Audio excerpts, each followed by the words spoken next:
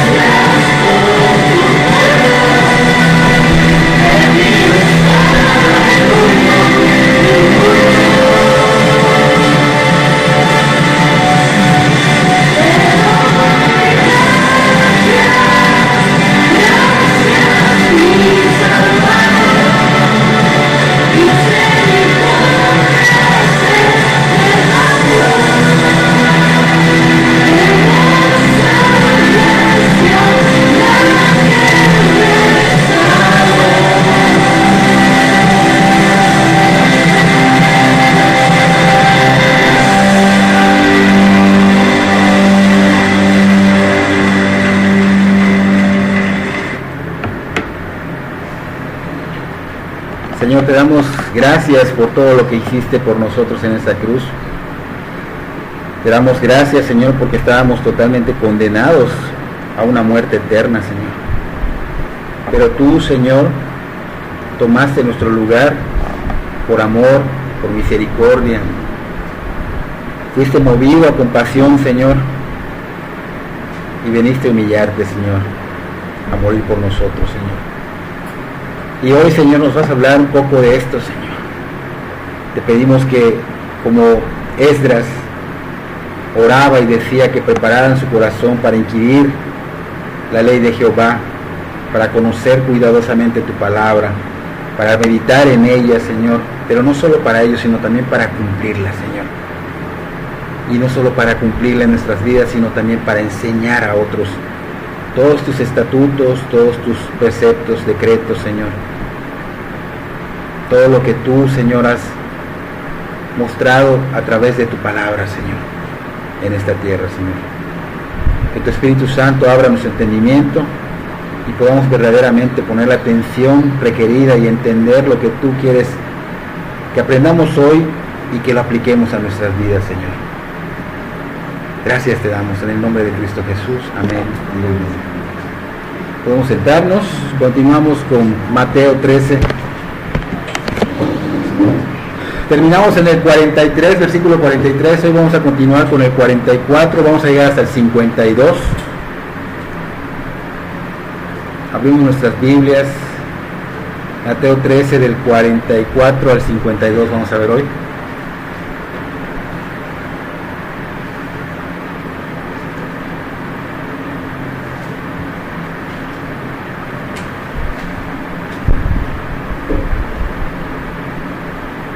El tema de hoy son 4 parábolas más acerca del reino de Dios.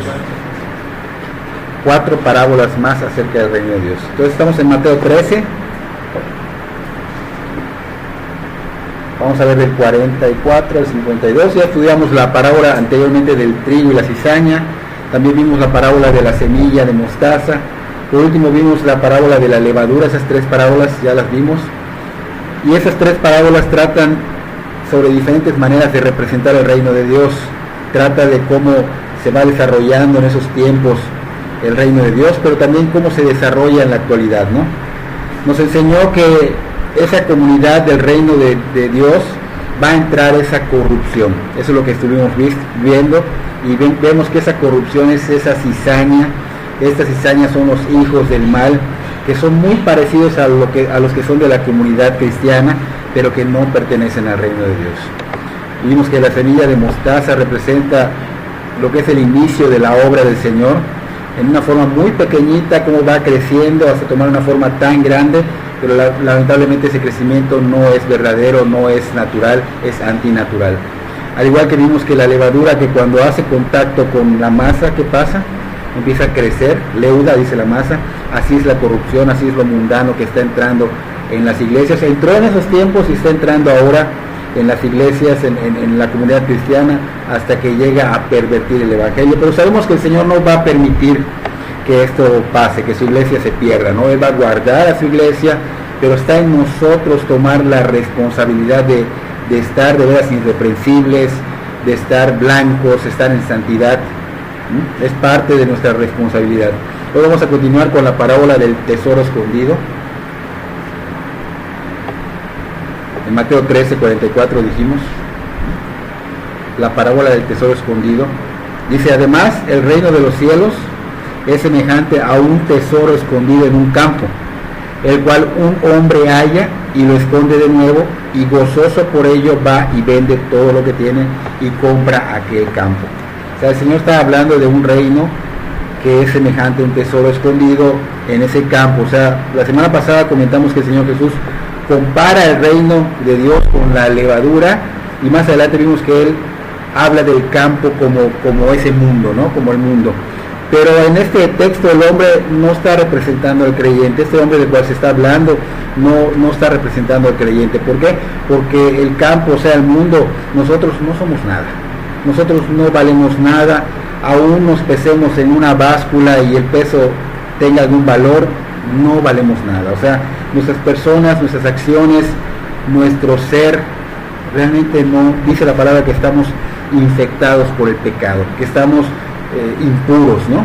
Y dice que cuando mostramos nuestros actos de justicia, que son como trapos sucios, como trapos de inmundicia, o sea, todo lo que hagamos es como un trapo sucio, ¿no? Dice que es como las hojas del otoño, que nos marchitamos y caemos y nuestros pecados nos arrasan como el viento. Eso está en Isaías 64:6, si quieren apuntarlo para verlo después. Entonces estamos infectados por el pecado, somos impuros, no valemos nada, no tenemos nada que valga para comprar este mundo, este tesoro del cual está hablando esta cita bíblica. Por eso este hombre que se menciona aquí, ese hombre no somos nosotros, no es el creyente, no es el inconverso tampoco. El representado en esta cita bíblica, ¿saben quién es? El Señor Jesús.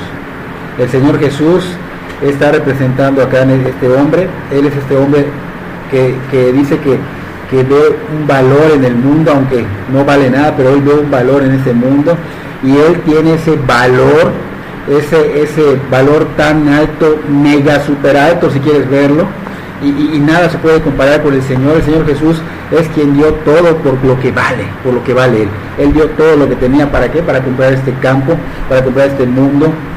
Él valoró lo que está roto, lo que para el mundo es algo inservible. Él lo amó, él lo valoró, él lo tomó como un tesoro, y aunque no valemos nada, él ve con su amor, a través de su amor, a través de su misericordia, que puede de hacer algo malo, algo bueno, ¿no? Y es lo que está haciendo con nosotros. Él está formando a su iglesia. Un poco de información para entender por qué el Señor habló este tipo de parábola, es que bajo la ley rabínica, si un obrero encontraba un tesoro en una tierra X, y lo sacaba, no pertenecía a él, sino pertenecía al dueño del terreno, ¿no?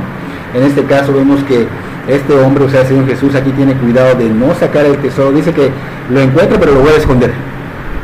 Hasta comprarlo, ¿no? Entonces estamos viendo que hasta que haya comprado él el campo, él puede sacar ese tesoro. En este caso, obviamente, no se va a llevar su tesoro, no se llevará su iglesia hasta comprarlo, pero la buena noticia es que ya ha sido comprada, ¿eh? ¿Y cuál fue el precio? Cristo en la cruz del Calvario. Cristo en la cruz del Calvario, vamos a verlo en esa alabanza.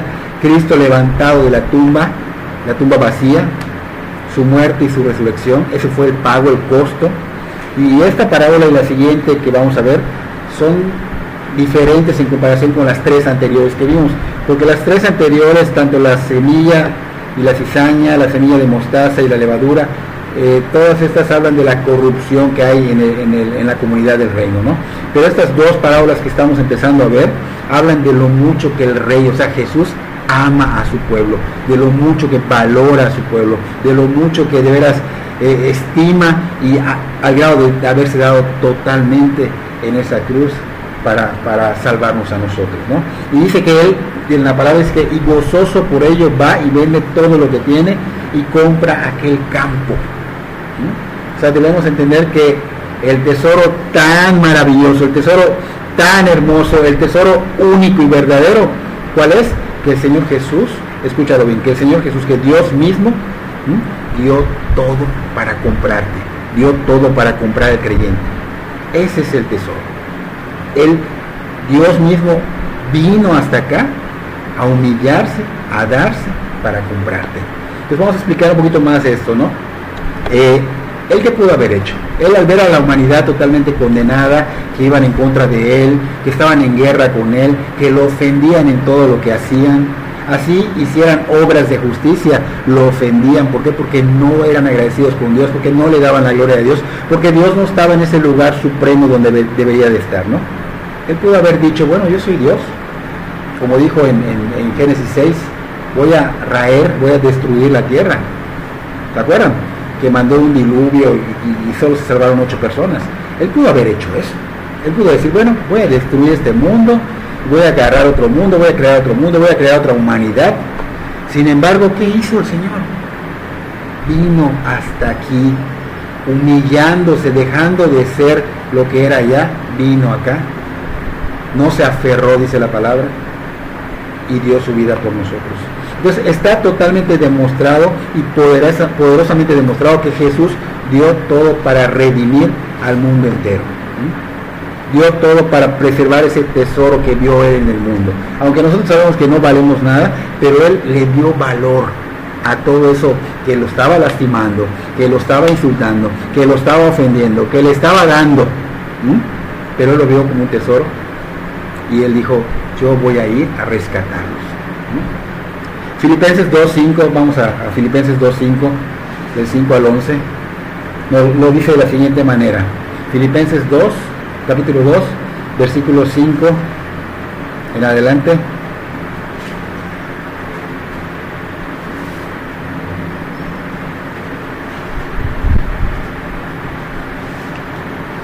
Haya pues en vosotros este sentir que hubo también en Cristo Jesús.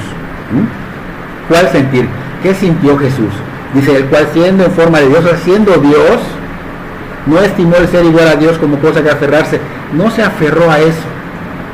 Dejó todo lo que son las alabanzas, las adoraciones, si quieres llamarlo la comodidad por ser Dios mismo, dejó todo y dice que se despojó de sí mismo tomando forma de siervo, se hizo siervo, se hizo semejante a los hombres, dice, y estando en la condición de hombre se humilló a sí mismo, haciéndose obediente hasta la muerte y muerte de cruz, por lo cual Dios también le exaltó hasta lo sumo, le dio un nombre que es sobre todo nombre, para que en el nombre de Jesús se doble toda rodilla de los que están en los cielos y en la tierra y debajo de la tierra, y toda lengua confiese que Jesucristo es el Señor, para gloria de Dios Padre. Entonces aquí es importante ver que cuando el Hijo de Dios tuvo que tomar, por decir, tuvo que renunciar a todo eso, tuvo que venir hasta acá y hacerlo por nosotros. Él vino a tomar nuestra naturaleza. O sea, ¿qué pasó? Se hizo como nosotros, se acercó a nuestra condición. Pero ¿cuál era esa condición que teníamos? ¿Cuál es la condición del ser humano?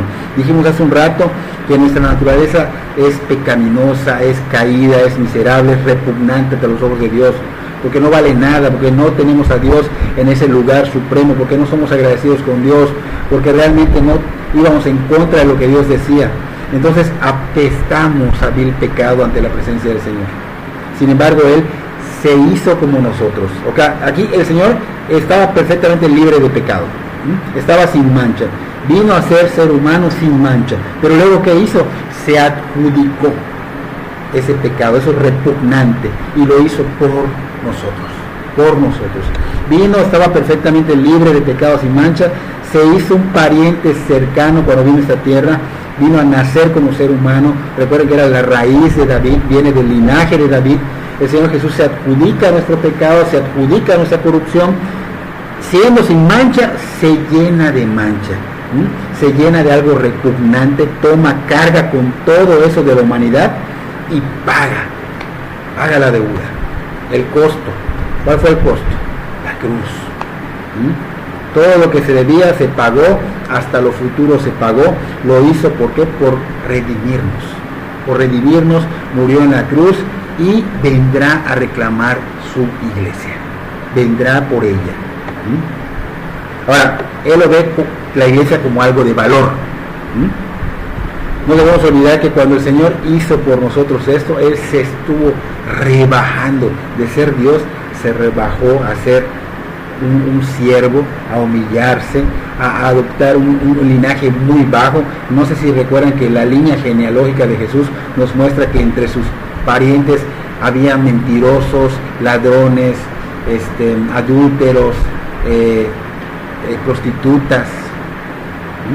O sea, se humilló tanto que su linaje no vino solo de reyes, vino de estas personas. Tuvo de todo este tipo de personas. El Señor de la gloria se estaba humillando, se estaba rebajando hasta lo sumo. Acabamos de leerlo, se rebajó hasta lo sumo. ¿Por qué lo hizo? Para salvar a la raza humana, para salvarnos a nosotros. Ahora dice Spurgeon que su anhelo del Señor fue pagar el mayor costo, comprar al mundo a un alto, muy alto precio. ¿Para qué? Para obtener a su iglesia. Ese fue su anhelo, su deseo del corazón, y eso hizo. Apocalipsis 5 nos dice que Él es el único digno. No tenemos que ir allá. Es el único digno de reclamar.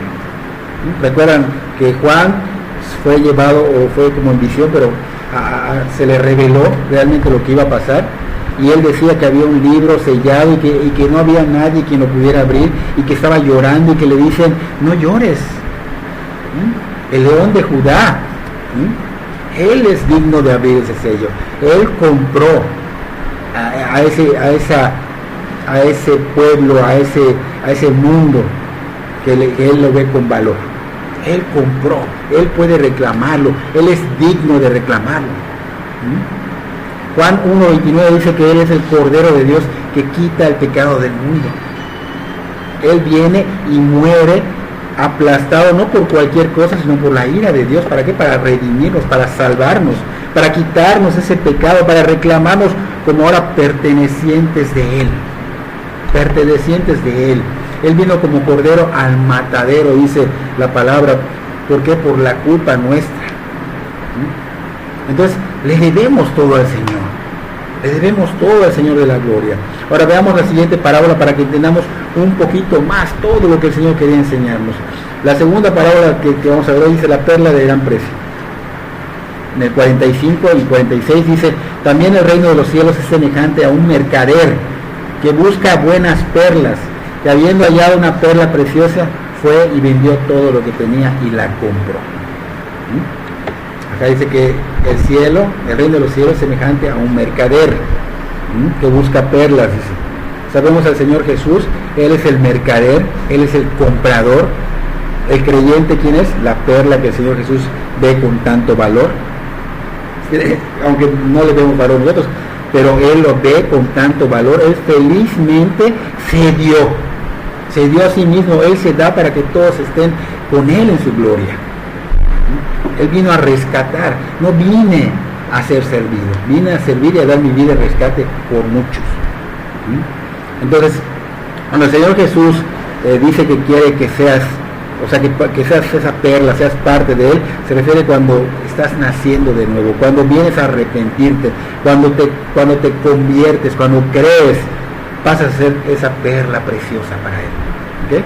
Pero Él, antes de que lo sea, que no era una perla preciosa, obviamente Él la veía como esa perla preciosa futuro, ¿no? Entonces, para la mayoría de los pueblos antiguos, allá en ese tiempo, una perla era la más bella de todas las posesiones, menos para los israelitas. Para ellos no. Eso significaba que el reino de los cielos para los demás era la cosa más bella del mundo. Tú y yo somos una perla preciosa para el Señor. O sea, Él dice que es una perla de gran valor, Él dice que es una perla preciosa, y parece loco decir que un mercader de Israel, sabiendo que para ellos no era preciosa, hiciera semejante cosa, ¿no? El vender todo lo que tenía por una perla que en Israel no era apreciado, era una locura. Por eso cuando se hablaba de esa historia, de este mercader, pues obviamente los discípulos habrán dicho, ¿qué está diciendo, no? Pero para él valía la pena, decía que valía la pena. Y esto demuestra cuánto el Señor Jesús valora esta perla. Está muy claro lo mucho que el Señor Jesús valora a su pueblo. ¿Cómo puedes decir, bueno, cómo puedes pensar cómo el Señor Jesús puede amar y dar todo y derramar su sangre por personas que se han burlado de Él, por personas que han escupido, que han latigado, que han golpeado, por personas que han ofendido toda su vida al Señor? Sin embargo, el Señor vino a ser aplastado por la ira del Padre, por esas personas que son asesinos, que son violadores, que son rateros, que son mentirosos, que son juiciosos, que son viciosos. Él vino a dar su vida por todos. Y 2 Corintios 8:9 dice, porque ya conocéis la gracia de nuestro Señor Jesucristo, que por amor a vosotros se hizo pobre. Esa gracia es un regalo inmerecido. Asesinos, violadores, mentirosos, esa gracia derramada sobre nosotros, no lo merecemos, pero Él se hizo pobre, siendo rico. ¿Para qué? Para que nosotros con su pobreza fuésemos enriquecidos. Eso dice la palabra. El Señor Jesús deja su lugar celestial y viene a esta tierra para encontrar una perla, según las Escrituras, de gran valor. De gran valor. Lo raro es aquí que en esta tierra esa perla de gran valor fue hallada en estos pecadores perdidos, en estos pecadores de los cuales acabamos de mencionar, mentirosos, ladrones, etc. y murió por ellos derramando su sangre. El Señor vendió todo lo que tenía, o sea, dejó todo para comprarnos, para redimirnos para Dios. ¿Tú lo harías? No, ¿verdad? No, o sea, voy a explicarlo de otra manera. Un grano de arena se introduce en una concha, un granito así pequeño que somos nosotros, se introduce en una concha, en una criatura marina, y lo único que este grano está haciendo, este grano de arena, es herirla, es lastimarla. La lastima, le causa daño fuerte. ¿Y cuál es la respuesta de esta concha, de este organismo pequeño, de esta criatura marina? Empieza a producir una secreción. La materia extraña que empieza a cubrirla al granito de arena. O sea, eso que él siente que lo está lastimando, empieza a ser cubierto por una materia, por algo que sale de ella. Y ese fluido aumenta hasta que lo va formando y lo hace, aunque lo está lastimando, lo va haciendo una perla que no lastima, una perla preciosa, una perla blanca. No un diamante, no un rubí, sino una maravillosa perla blanca. Una maravillosa perla pura, limpia, blanca. Y eso es lo que nosotros lastimamos al Señor, aún así Él empieza a derramar su sangre sobre nosotros.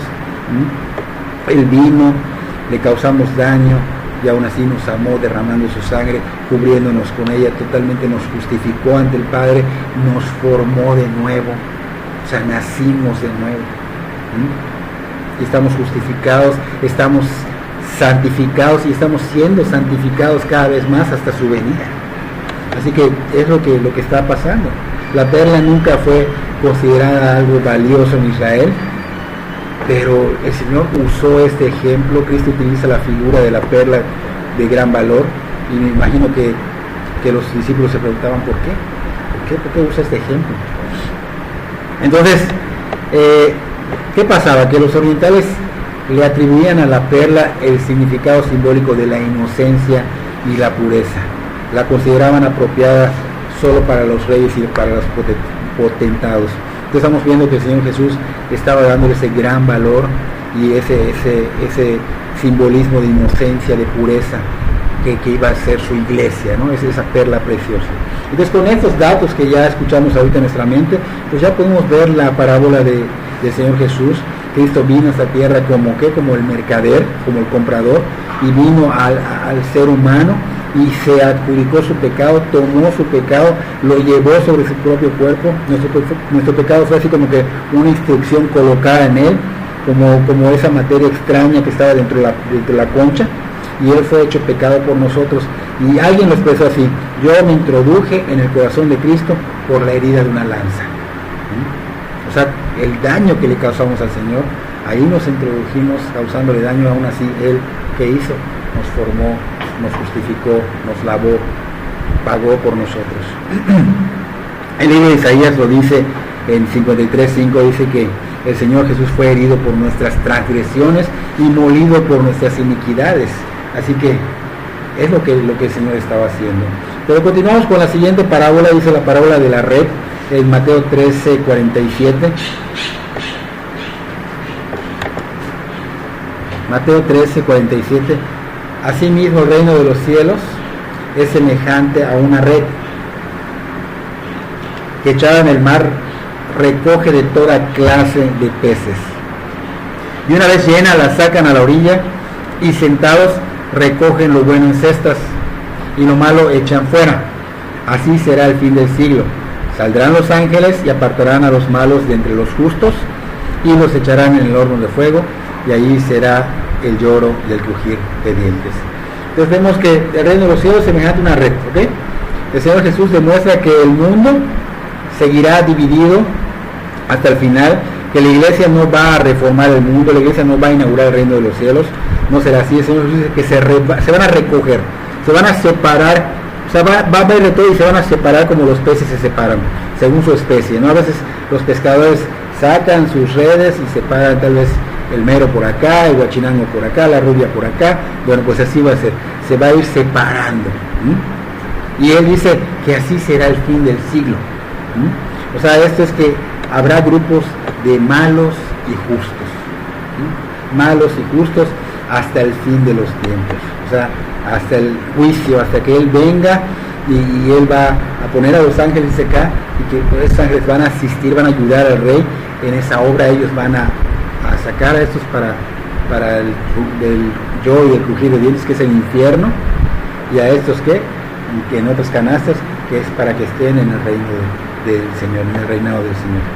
Entonces, acá los discípulos, vamos a ver nuestra siguiente cita bíblica, dice: los discípulos reclaman entender las parábolas de Jesús. O sea, Mateo 13:51, Jesús les dice: ¿habéis entendido todas estas cosas? Y ellos responden: sí, Señor. Y Él les dijo: por eso todo escriba docto en el reino de los cielos semejante a un padre de familia que saca de su tesoro cosas nuevas y cosas viejas. O sea, ellos respondieron que sí. El Señor les pregunta: ¿entendieron esto? Y ellos dicen: sí, Señor. Y nos preguntamos si verdaderamente ellos habían entendido al Señor Jesús. Sin embargo, el Señor Jesús no negó su declaración que hicieron ellos, donde dijeron: sí entendimos. Afirmaron que sí entendían, aunque en verdad no estaban entendiendo.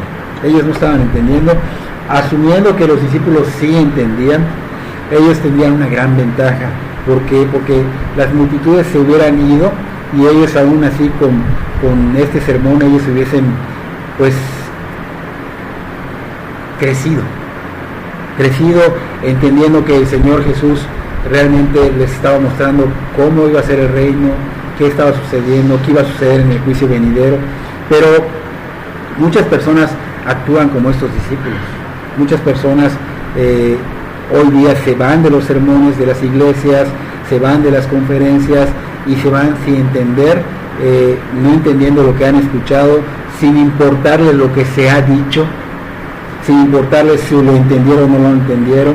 Se van sin ser sabios, se van sin ver el tesoro que Cristo les quiere mostrar, se van sin ver que Cristo los quiere salvar, se van sin ver que Cristo los quiere en su reinado, para su reino. Muchas personas no entienden.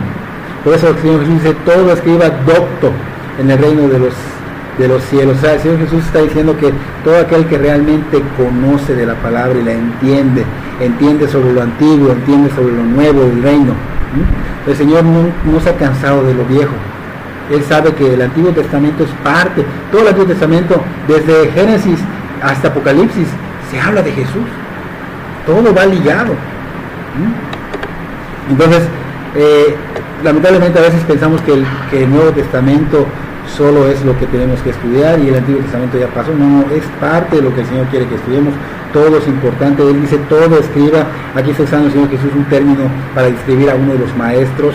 Los escribas entre los judíos no solamente eran funcionarios, eran personas que, como Esdras, que mencionamos que eran maestros de la ley, que no solo eran funcionarios, sino que entendían y enseñaban.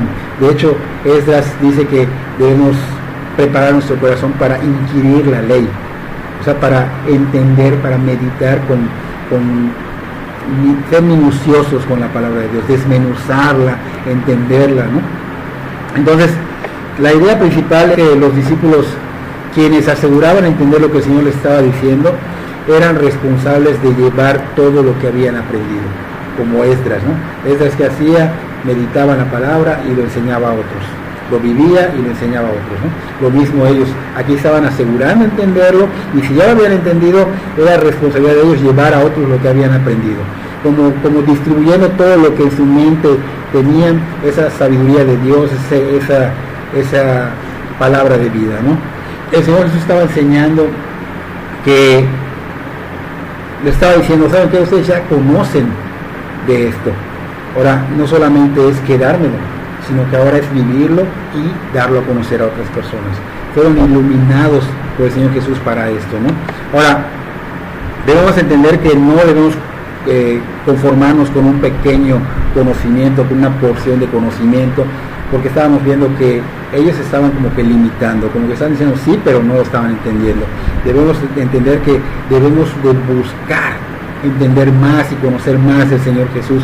Estamos hablando de que estos eran discípulos del Señor y que nosotros somos discípulos del Señor, ¿sí? Entonces tenemos que buscar, no solo los predicadores, sino también los congregantes, entender, conocer más de las Escrituras, vivirlo y darlo a conocer. Ese es parte del plan de Dios. Él ha dicho ir y hacer discípulos a todas las naciones, ¿sí? Y eso es lo que tenemos que hacer todos, tanto el predicador como los congregantes. Tienen que conocer, buscar el conocimiento de Dios, buscar entenderlo, estudiarlo, vivirlo y practicarlo y darlo a conocer. Entonces, ¿qué estamos viendo acá? Que las cosas sagradas para todos nosotros debe ser nuestro tesoro. Debe ser nuestro tesoro, debemos buscarlas y entenderlas apropiadamente y enfocarnos en llevarlas a otros. ¿Mm? Ahora, también está enfocándose mucho acá en los ministros del Evangelio, los predicadores. ¿Okay? Ellos no deben ser personas que, por ejemplo, después de 2 años de haberse convertido, sean personas que puedan predicar, que puedan dar la enseñanza.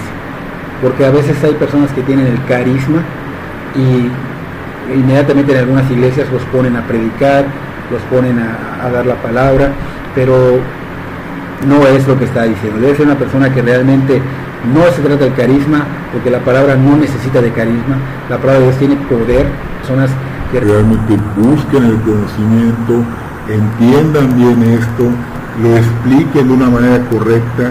O sea, personas que realmente no solo estén enfocados en que, mira, me podría jalar más gente, o vamos a ponerle un puesto de pastor para que no se vaya y siga dejando su buen diezmo en la iglesia. O sea, no es lo que estamos viendo, ¿no? Estamos viendo que son personas, predicadores, que deben prepararse bien para que puedan dar a conocer las virtudes del Señor, ¿no? Primera de Timoteo 3:6 dice que no un neófito, no sea que envaneciéndose caiga en la condenación del diablo. O sea, que está diciendo acá que deben ser hombres que realmente tengan el conocimiento, no hombres nuevos o hombres con poco conocimiento o con ignorancia en las escrituras, no. Dice hombres poderosos en las escrituras, familiarizados con ellas, tanto del antiguo como del nuevo, no solo del nuevo. Hombres que tienen una reserva de conocimiento espiritual, hombres hábiles, que estén listos de veras para dar la palabra, que no estén allá todos cansados, sino que realmente sean diligentes, hombres y mujeres que verdaderamente redargullan, como le decían a Timoteo, redarguye, enseña, disciplina. Personas que amen al pueblo de Dios, porque lo van a hacer por amor. Y esto es para los que predican, pero también es para las personas que están recibiendo de la palabra, porque ustedes mismos van a ser discípulos a otras personas, y esas otras personas van a ser otros discípulos, y de esa manera es como hemos llegado hasta acá. Los discípulos iniciaron, hicieron otros discípulos, y hasta el día de hoy sigue la cadenita. Entonces es importante que veamos que el Señor pues quería mostrarnos cómo es el reino de Dios, cómo valora el reino de Dios, cómo debe ser el reino de Dios, qué debe de hacer el reino de Dios para estar de veras en el camino correcto, cómo debemos entender la palabra, que es importante, no solo es escucharla y me voy sin entenderla, cómo el Señor valoró tanto el reino de Dios a su iglesia, aún estando, no siendo su iglesia primero, porque dice la palabra que nos amó primero, aunque estábamos en contra de Él, Él nos amó primero. Y espero que este mensaje no se quede en nuestra mente nada más y divague por allá y luego se esfume, porque a veces se nos esfuma, sino que realmente veamos cuánto nos amó el Señor, cuánto el tesoro es como Él dejó todo por nosotros, como Él vino a morir, a ser aplastado por nosotros.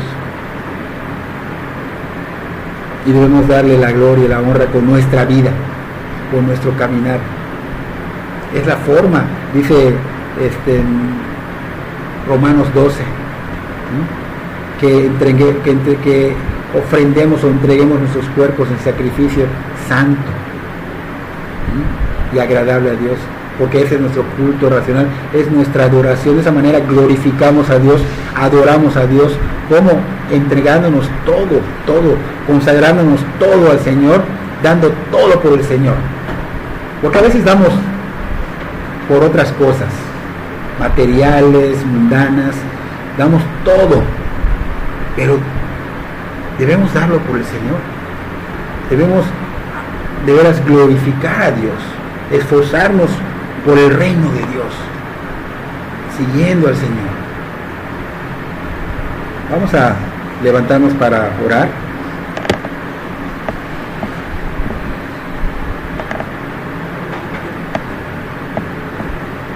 Señor, te damos gracias por tu bendita palabra. Gracias por mostrarnos, Señor, cuánto nos amas, cuánto hiciste, Señor, cuánto dejaste, cuánto te humillaste hasta lo sumo, dice tu palabra, Señor, por rescatarnos. Nos has comprado a precio de sangre, sangre real del Rey. Y Señor, nosotros no estamos siendo agradecidos, Señor. Perdónanos. Queremos agradecerte todo, Señor. Queremos agradarte porque no podemos pagarte, Señor. Buscando entender más tu enseñanza, buscando vivir tu enseñanza, glorificándote, exaltándote, llevando esas virtudes, Señor, a esas personas que no te conocen, Señor. Glorificándote con nuestra vida, Señor. Bendícenos, Señor, dirigiéndonos con tu Espíritu Santo, guiándonos por ese camino estrecho, llevando las buenas nuevas a todos con nuestra vida, con nuestras palabras. Gracias, Señor, por lo que hiciste en la cruz por nosotros. Gracias, Señor, porque sin ti estuviéramos perdidos hoy en el mundo, condenados a una muerte eterna, Señor. Gracias por lo que estás haciendo y vas a hacer en nuestras vidas, Señor. Te doy gracias por la vida de mis hermanos que están aquí presentes. Bendícelos, guárdalos, protégelos. Toca sus vidas, Señor, depositando en ellos sed y hambre de justicia. Que busquen tu rostro. Que se consagren totalmente a ti, Señor. Que se llenen de tu Espíritu Santo, Señor. Bendícenos con ellos, Señor, para llenarnos de tu Espíritu Santo. Bendícenos, Señor, preparando nuestro corazón para alabarte, Señor, para adorarte, y que esta alabanza llegue como olor fragante en ti. En el nombre de Cristo Jesús. Amén y amén.